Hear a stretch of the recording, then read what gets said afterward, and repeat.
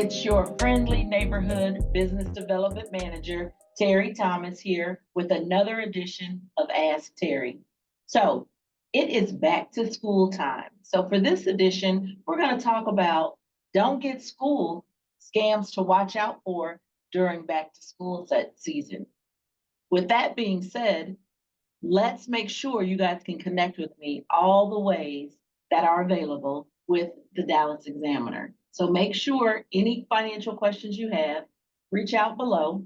All the handles are there. You can connect with the Dallas Examiner at any of those social media handles. You can also send an email to askterri.tde@gmail.com. So don't forget, you have a question, ask Terri, because you can't grow if you don't know, and you won't know if you don't ask Terri. So send your questions so we can make sure to answer them and uplift the community one question at a time.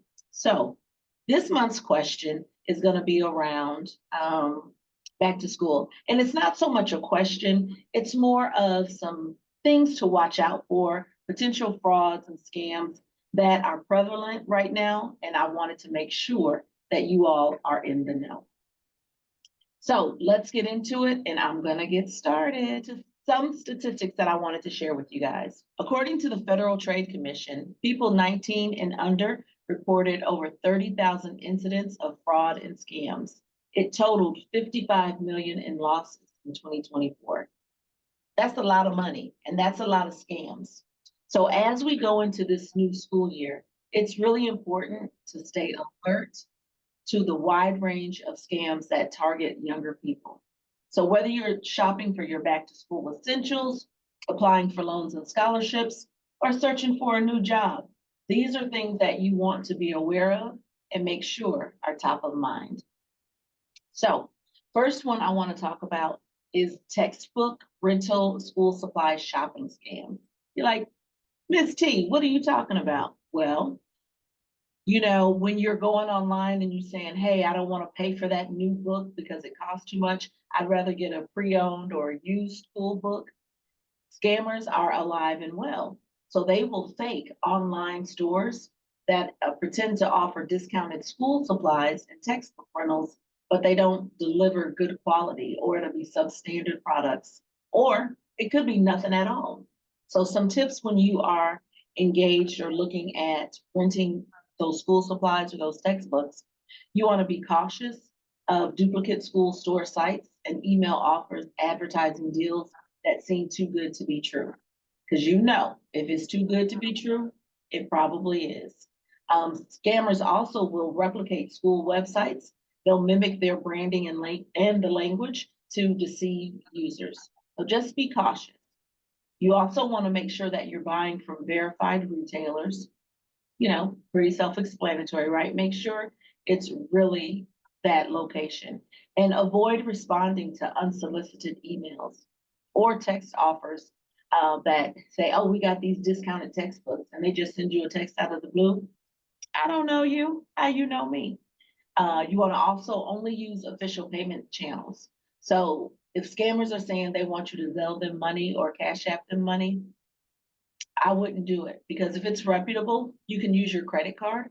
Because when you do that, if it is fraud, you can do a dispute and get your money back, right? When you Zelle it, it's gone. When you Cash App it, it's gone.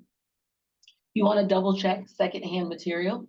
So before you purchase secondhand supplies, you want to verify their validity and that all the contents are accounted for, right? Make sure it's the right course book. That you could say, hey, I need Anatomy 104, and they're sending you Anatomy 101. So just double check what it is that they're offering.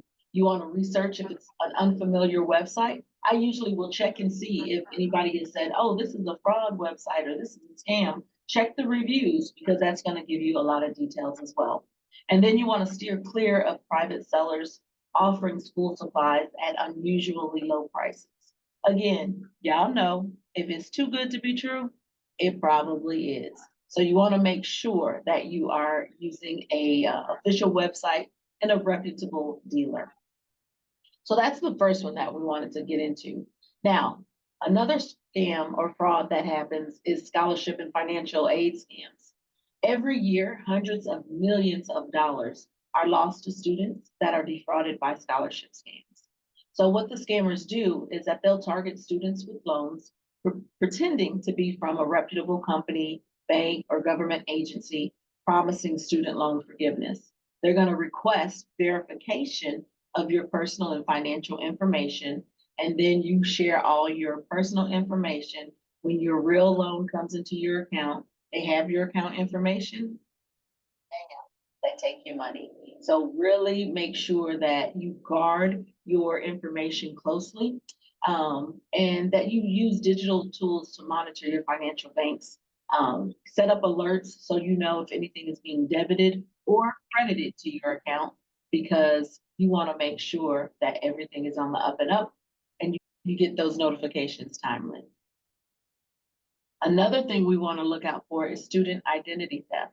Scammers, again, will access school databases to get your personal information. They'll create fake enrollment forms, and they'll send phishing emails posing as posing as educational institutions to trick you into sharing your personal information or your logon credentials. So again, guard your information. Don't give out your social security card or your number. Don't give out your passport information or your birth certificate information.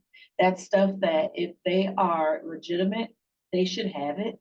And if they don't, you're going into a protected website to share it with your school. But again, I'm always double check everything, verify, make sure the link is correct.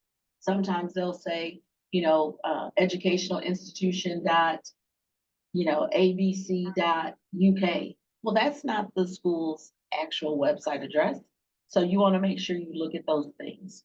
And then you also want to avoid conducting personal business over a public Wi-Fi, like at a coffee shop or a library. Because if you're given all your information on those on that Wi-Fi, the opportunity for it to be hacked can be increased. So you want to be very specific and careful with where and how you use your personal information.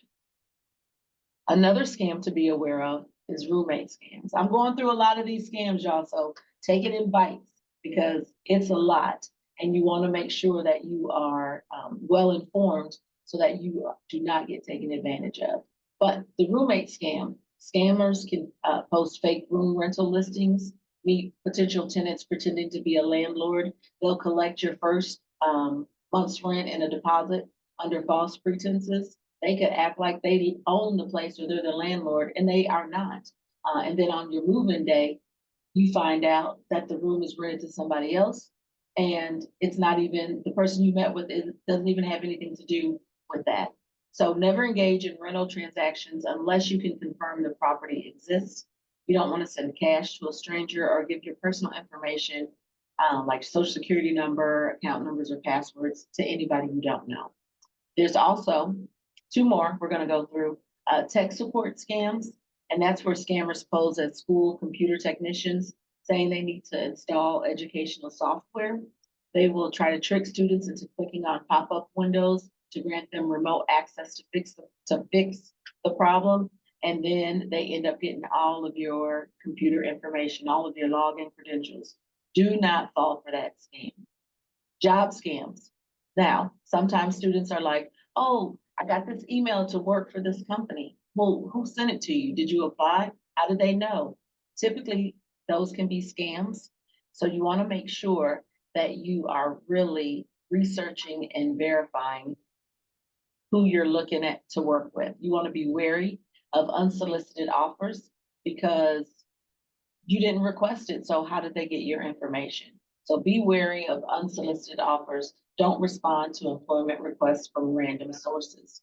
You also want to be cautious of job postings found on social media or received via text message. You want to protect, I keep saying it, but protect your personal information because you want to make sure that you keep it safe. And then be wary of check frauds and never send money to an employer via Zelle. So sometimes they'll say, oh, we're sending you money for a laptop.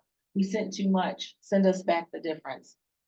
No, don't do it. Don't even deposit that check because it's typically going to be fraud. And or if you are they're requesting that information and they say, oh, we need your routing and account number, don't give it to them. Tell them to send you a check. But again, it's typically going to be a fraud. So those are a few of the things that you need to be aware of during this back to school season. Like I said, y'all, don't get schooled. Scams to watch out for during the back to school season. That's going to wrap up this session of Ask Terri. So again, send me all of your questions. You can check out all of the Dallas Examiner's information below.